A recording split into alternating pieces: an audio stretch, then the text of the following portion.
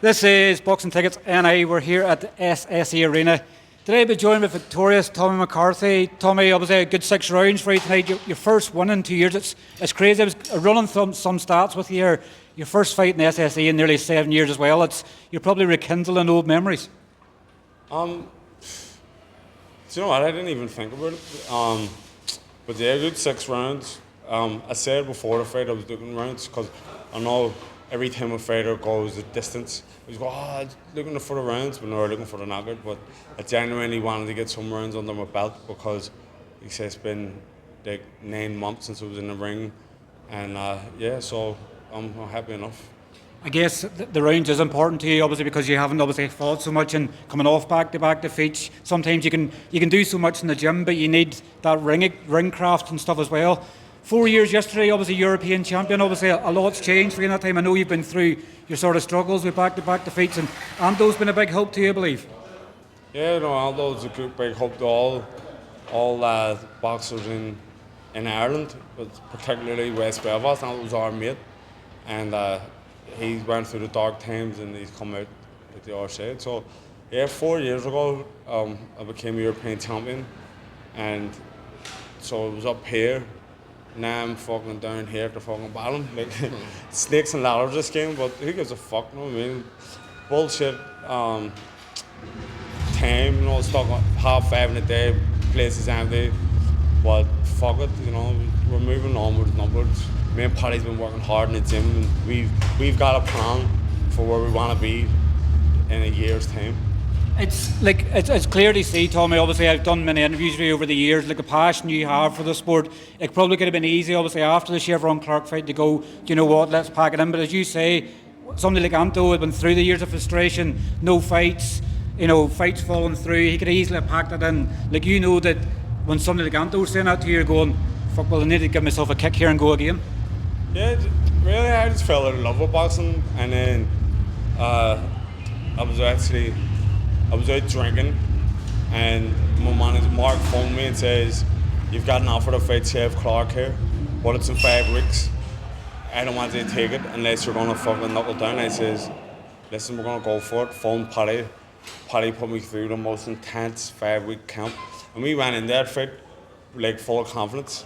But you can't cheat the hustle. You know what I mean? You have to prepare right at championship level boxing. You can't go from nothing to 5 weeks and expect to win a championship. Like, it's just not possible. So the Chef Clark was a big setback for us, but then me and Paddy put our heads together, and we go way back. Like, me and Paddy's we're lifelong friends. So I trust Paddy because I know fucking we love each other, no diddy. Paddy, obviously it's great to see you back, obviously in the SSE. Obviously, you're retired now as a fighter, but like you're... Let me finish my point. Go ahead. We love each other, and I know he's got my best interest at heart, and I'll just think, oh yeah, we love each other, and we're gonna... So I mean, I trust him because I know that we're family, you know what I mean? So that's why the thing's working. So me and Paddy and our leader, Mark Ginley, we all grew up together, and so we know where we're going. Paddy, we'll come back to you now. Obviously, we know the love affair's there, but it's good for you to continue on, obviously, from what you had as a pro. Carrying on, obviously, with Tommy, you're probably able to keep reliving as a pro, sort of in a way that now you can't get in the ring and fight. Yeah. You're able to help Tommy still achieve his dreams of being a world champion. Oh, I definitely, obviously, experience I have, good and bad. Tommy did say it at one point. He says, like, you've been through it, the good stuff and the bad stuff, so... I know him very well, known personally, 30 years. We've been friends that time, and then I've my own experience through boxing and all the rest of it. So I know this man, his career, near enough inside out, know a lot of it. And I will give him a hand as much as possible. Obviously, there's a personal connection there as well, but like a professional as well as like obviously a coach and a personal thing as well, being his friend. So I'll help him as much as possible, and I do think, I did tell him, I said, right, tell me, you've had enough. You're not in the gym this week. You're done. No problem. Then he rang me 3 months later. Me tell me I'm the laugh here. Hey, me no, you're done. I was playing hard to get, and then he kept coming. Let me take a boomerang. He kept coming, and then here we are. We've got a good plan, and we're happy with a win tonight. You need that buy-in sometimes from a fighter because you're giving them 100%. And as you know from being a fighter yourself, you need that 100%. And if Tommy, as obviously is saying, he's sort of fallen out of love with the sport, you've got him back in love. Obviously, Anto's work magic, whatever Anto's done, his work is magic. But like you'll be glad to see Tommy back at his best because as we know when Tommy's flying, you know, everybody said for years, Tommy McCarthy, spar and everything else, world class. It's your job now to get him back to that level. Yeah, definitely. I think he was very good tonight. Obviously, he was up against a wee quick conversation there before, and he's like, "What do you think?" and all as well. And the stoppage would have been nice. Starting them journey man is hard, to be honest. Because I was saying to Tommy, like, your man has a job to do, and you have a job to do. His job is the complete opposite of yours, and he is nearly as good as doing his job as you are doing yours. So it will be hard to stop him. He just needs to stay in there, or stay in that ring and not get knocked out.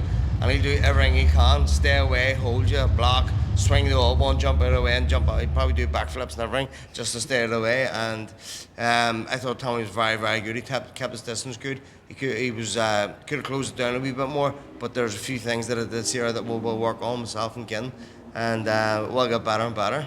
What's next, obviously, then for you, Tommy? Obviously, I know I've seen obviously other clips and articles where they're sort of saying keeping ready. You know, opportunities can come, fighters can pull out. Like, is this for you now? Take a couple of days off back in the gym and wait for that probably a golden opportunity to come again? Well, ideally, you don't want them last minute chances because you want the red 10 to prepare. But we're going to be out early in the new year. So it's Friday today. We'll have the weekend off. I'm going to I was getting our assistant coach. But I will take the weekend off and then I'm going to go train again on Monday because going to Jamaica, so I don't want to be fat. I want a bikini body. You know what I mean? Who says it's a way of life then? You've Yeah, it's a lifestyle. You know what I